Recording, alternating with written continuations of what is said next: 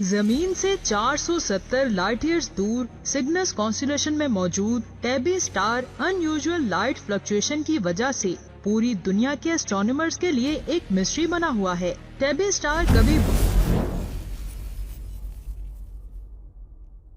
बहुत ज्यादा चमकता है तो कभी इसकी ब्राइटनेस में 22 से 25% की कमी हो जाती है। 1890 में इसे पहली बार ऑब्जर्व किया गया था। तब से लेकर आज तक इसकी ब्राइटनेस में कभी कमी होती है तो कभी इजाफा होता है। आप ये जानकर हैरान होंगे कि ये स्टार कभी एक महीने में एक बार डिम होता है तो कभी एक दिन में कई बार अपनी लाइट को ऑन ऑफ करता है। टेबी स्टार के बारे में हम जितना ज्यादा सुनते हैं, इसके बारे में उतना ही जानने के लिए हमारे अंदर क्यूरियोसिटी बढ़ती जाती है। इसके बारे में जानने के लिए साइंटिस्ट आज भी भरपूर कोशिश कर रहे हैं। कोई इसकी मिस्ट्री को कॉमेट स्टॉर्म से और कोई डार्क मैटर से रिलेट करता है। टेबी स्टार की ब्राइटनेस कम या ज्यादा होने के पीछे कौन से राज छुपे हैं, ये जानने के लिए आपको इस वीडियो को एंड तक देखना होगा। दोस्तों, आज से 20 से 25 साल पहले हम ये सोचते थे कि हमारे सोलर सिस्टम के बाहर जमीन या फिर जुपिटर जैसे और भी प्लैनेट्स हो सकते हैं। लेकिन 20वीं सदी के शुरू में सोलर सिस्टम से बाहर हमें बहुत ज्यादा एक्सोप्लैनेट्स मिले हैं। 2009 के लॉन्च के बाद नासा के केपलर टेलीस्कोप ने बहुत सारे एक्सोप्लैनेट्स को ढूंढा था। इस टेलीस्कोप ने अब तक 5,30,500 से भी ज्यादा स्टार्स को ऑब्जर्व किया है और इसके साथ इसने 2662 न्यू एक्सोप्लैनेट्स को भी ढूंढा है। हम जितने भी एक्सोप्लैनेट्स को ढूंढते हैं उनमें से ज्यादातर ट्रांजिट फोटोमेट्री मेथड के जरिए ढूंढे जाते हैं। जब ये एक्सोप्लैनेट्स ऑर्बिट करते हुए अपने स्टार के सामने आते हैं तो स्टार से आने वाली ब्राइटनेस में कमी देखने को मिलती है। इस तरह हम एक एक्सोप्लैनेट को डिटेक्ट कर लेते हैं। यूनिवर्स में हमें तरह तरह के स्टार्स और एक्सोप्लैनेट्स मिलते हैं, लेकिन टेबी स्टार अपने आप में एक अनोखा स्टार है। जैसे कि मैंने आपको स्टार्टिंग में बताया ही था कि इसकी ब्राइटनेस 22% से 25% तक डिम हो जाती है। लेकिन कोई भी एक्सोप्लैनेट इतना बड़ा नहीं होता कि वो अपने स्टार की ब्राइटनेस को 1% से भी ज्यादा कम कर सके। अगर किसी एक्सोप्लैनेट के गिर्द सैटर्न जैसे रिंग हो, फिर भी वो अपने स्टार की ब्राइटनेस से 25% डिम नहीं कर सकता। टेबी स्टार हमारे सूरज से 58% ज्यादा बड़ा है। इसका मतलब ये हुआ कि ये कोई ड्वार्फ स्टार नहीं है कि इसे कोई छोटा ऑब्जेक्ट ब्लॉक कर दे। यहाँ पर मैं आपको बता दूं, एक स्टार के लिए अपनी ब्राइटनेस को चेंज करना कोई मुश्किल काम नहीं है। हम ऐसे लाखों स्टार्स को ऑब्जर्व कर चुके हैं जो अपनी ब्राइटनेस को बदलते रहते हैं। इन्हें वेरिएबल स्टार्स कहा जाता है। साइंटिस्ट के मुताबिक ऐसे स्टार की ब्राइटनेस डिम होने की वजह से उनके गिर्द घूमने वाले प्रोटोप्लैनेटरी डिस्क होती हैं। अब आप सोच रहे होंगे कि प्रोटोप्लैनेटरी डिस्क क्या होती है, तो मैं आपको बता दूं कि प्रोटोप्लैनेटरी डिस्क किसी स्टार के गिर्द घूमने वाली सर्कमस्टेलर डिस्क होती है जो डेंस गैस और डस्ट क्लाउड की बनी होती है। ऐसा हो सकता है कि टेबी स्टार के गिर्द ऐसी ही कोई प्रोटोप्लैनेटरी डिस्क घूम रही हो, लेकिन इस थ्योरी में भी एक प्रॉब्लम है। प्रोटोप्लैनेटरी डिस्क अर्ली सोलर सिस्टम में प्लैनेट्स, मून्स और दूसरे ऑब्जेक्ट्स बनने की वजह बनती है। इसका मतलब ये हुआ कि ये सिर्फ यंग स्टार्स के गिर्द ही पाई जाती है। लेकिन टेबी स्टार को यंग स्टार बिल्कुल भी नहीं कहा जा सकता। इसकी एज कम से कम हमारे सूरज के बराबर यानी कि 450 करोड़ साल होगी। सेकेंडली, प्रोटोप्लैनेटरी डिस्क वाले स्टार्स इंफ्रारेड लाइट को एमिट नहीं करते, लेकिन टेबी स्टार के साथ ऐसा नहीं है। वो इंफ्रारेड लाइट को भी एमिट करता है।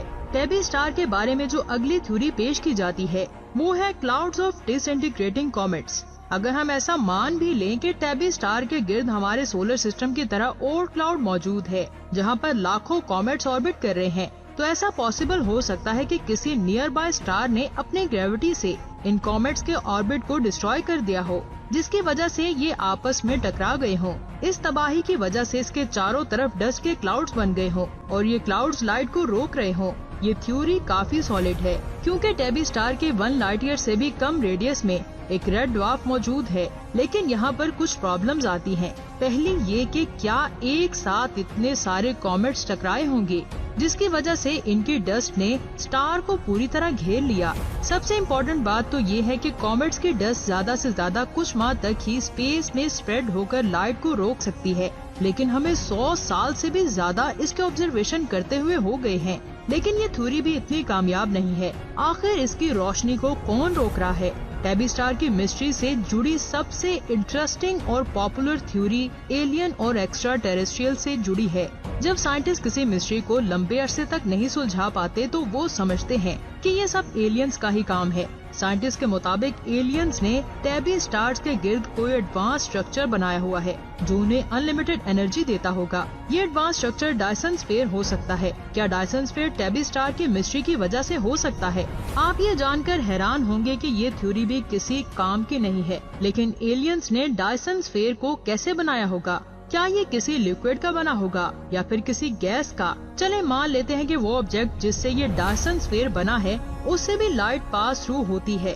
साइंटिस्ट के मुताबिक इसकी लाइट की वेवलेंथ विजिबल से लेकर अल्ट्रा वायलेट और फिर इंफ्रारेड से स्पेक्ट्रम में सेम होनी चाहिए, लेकिन पिछले 3 सालों में इसकी 20,000 से भी ज्यादा खींची गई इमेजेस में ऐसा कुछ भी देखने को नहीं मिलता। हर इमेज में इसकी वेवलेंथ डीप होती है या फिर इंक्रीज होती है। अगर ये काम एलियंस का भी नहीं है तो आखिर इस स्टार की लाइट कौन ब्लॉक कर रहा है? 2016 में टैबी स्टार्स पर रिसर्च कर रही अमेरिकन एस्ट्रोनॉमर तबेथा एस बोयाजियन ने एक वेबसाइट पर वेयर द फ्लक्स नेम की कैंपेन शुरू की थी। टैबी स्टार को बोयाजियन स्टार भी कहा जाता है। इस कैंपेन में बोयाजियन ने कहा था कि हमारा ग्रुप इस टैबी स्टार पर रिसर्च करना चाहता है। इस रिसर्च के लिए उन्हें $1 लाख की जरूरत थी, जो कुछ ही दिनों में इन्हें $1 लाख की फंडिंग मिल गई थी। इस रिसर्च से चौंका देने वाले फैक्ट सामने आए थे जब इन्होंने दुनिया के अलग अलग टेलीस्कोप से लिए गए टैबी स्टार के इमेजेस को एनालाइज किया तो उन्होंने एक स्ट्रेंज बात नोटिस की कि जब भी इस स्टार की ब्राइटनेस डिम होती थी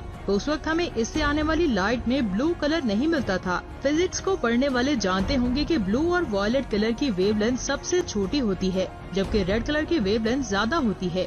वो एक चीज जो ब्लू कलर की वेवलेंथ को रोक सकती है लेकिन रेड कलर को नहीं रोक सकती, वो है डस्ट पार्टिकल्स। साइंटिस्ट के मुताबिक टैबी स्टार्स की मिस्ट्री के पीछे डस्ट पार्टिकल्स ही हैं, जो बहुत ही छोटे हो सकते हैं। इन छोटे साइज की वजह से सोलर रेडिएशन से जनरेट होने वाले प्रेशर इन्हें स्पेस में लंबे अरसे तक बनाए रख सकता है। टैबी स्टार की मिस्ट्री तो सॉल्व हो गई, लेकिन अब हमें उन डस्ट पार्टिकल्स के बारे में जानना है कि वो कहाँ से हैं। मैं आपको प्रोटोप्लैनेटरी और डिस्क इंटीग्रेटिंग कॉमेट्स के बारे में बता चुकी हूँ। इन दोनों थ्योरीज में डस्ट पार्टिकल्स का जिक्र था, लेकिन इन दोनों की कंडीशन टैबी स्टार के साथ मैच नहीं कर रही थी। हो सकता है कि ये टैबी स्टार के सोलर सिस्टम में मौजूद किसी रॉकी प्लेनेट का किसी बड़े एस्ट्रॉइड के साथ टकराने और पूरी तरह तबाह होने की वजह से पैदा हुई हो, या फिर टैबी स्टार के आसपास वाले किसी सोलर सिस्टम में ऐसा कुछ हुआ हो, लेकिन इसके बारे में कुछ भी क्लियरली नहीं कहा जा सकता। लेकिन इन सारी थ्योरीज को मद्देनजर रखते हुए एक थ्योरी पेश की गई कि हो सकता है कि टैबी स्टार के नजदीक जुपिटर जैसा कोई गैस जायंट प्लेनेट ऑर्बिट करता हो। इन गैसेस की वजह से ये स्टार ज्यादा लाइट और हीट को एमिट करता है। हालांकि वक्त गुजरने के साथ साथ ये ब्राइटनेस कम हो रही है। उस कोलिजन की वजह से निकलने वाले डस्ट पार्टिकल्स ने अभी तक टैबी स्टार्स को कुछ हद तक घेरा हुआ है, जो इस ब्राइटनेस के सामने आ जाते हैं। इतने सारे फैक्ट्स जानने के बाद हमें पता चलता है कि टैबी स्टार्स की मिस्ट्री के पीछे एलियंस नहीं बल्कि डस्ट पार्टिकल्स हैं, और स्टार के अराउंड पार्टिकल्स की जो भी लेयर है वो बैलेंस तो बिल्कुल भी नहीं है, और वक्त गुजरने के साथ साथ वो अपना स्ट्रक्चर भी बदल रही है, जिसकी वजह से इसकी ब्राइटनेस और डिमनेस में हमें कोई भी पैटर्न देखने को नहीं मिल रहा। तो इफ टीवी के दोस्तों, अगर आपने आज की इस वीडियो से कुछ भी सीखा है तो नीचे कमेंट्स करके अपनी राय का इजहार जरूर करें, और ऐसी इन्फॉर्मेटिव वीडियोस को देखने के लिए हमारे इस चैनल को सब्सक्राइब करके बेल आइकन को प्रेस करें, ताकि सबसे पहले आपको हमारे वीडियोस का नोटिफिकेशन मिल सके। अपना बहुत सारा ख्याल रखें।